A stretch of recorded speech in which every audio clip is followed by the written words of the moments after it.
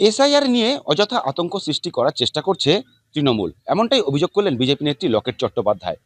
তিনি বলেন, যেখানে তৃণমূল নেত্রী মমতা বন্দ্যোপাধ্যায় নিজেই এসআইআর ফর্ম পূরণ করেছেন, কিন্তু সাধারণ মানুষের মধ্যে আতঙ্ক ছড়ানোর সৃষ্টি করছেন।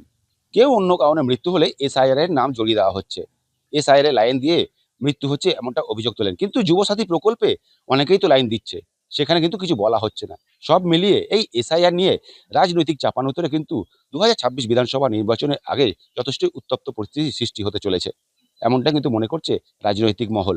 বিরোধ ঘটিয়ে দেওয়া, আজকে প্রধানমন্ত্রী বলুন, হোম মিনিস্টারকে বলুন, তুই তোকারি করে কথা বলা, এইগুলো তো অন্তত বাংলার সংবিধানে নেই। বাংলা এগুলো নিয়ে কথা বলে না।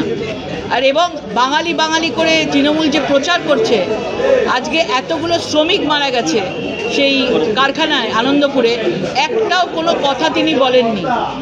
উপরন্তু কোথায় কোথায় ছোট ছোট দেখছেন, সেইগুলো নিয়ে মুখ্যমন্ত্রী টুইট করছেন, দেখে খারাপও লাগে।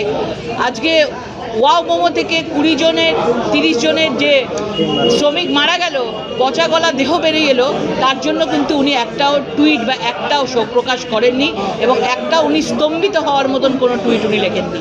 বীরভূমের নানুরে যে বিজেপি মণ্ডল সভাপতি রামকৃষ্ণ মণ্ডলের যে থান পাঠিয়ে দিয়েছে, সাদা থান পাঠিয়ে, কি বলবেন? দেখুন, বীরভূম তো সন্ত্রাসের জায়গা, এবং ওই বীরভূম সন্ত্রাসের আতুরঘর। দিনের পর দিন ভোট যখন আসছে তখন এগুলো হয়। মুখে গামছা বেঁধে গুলিবন্দুক হাতে নিয়ে ওখানে ভোট চলে। এবার আজকে কেন্দ্রীয় বাহিনী দিয়ে এবারে ভোট হবে, এবং আশা করি বীরভূমের মানুষ এর বিচার পাবে এই ইলেকশনে।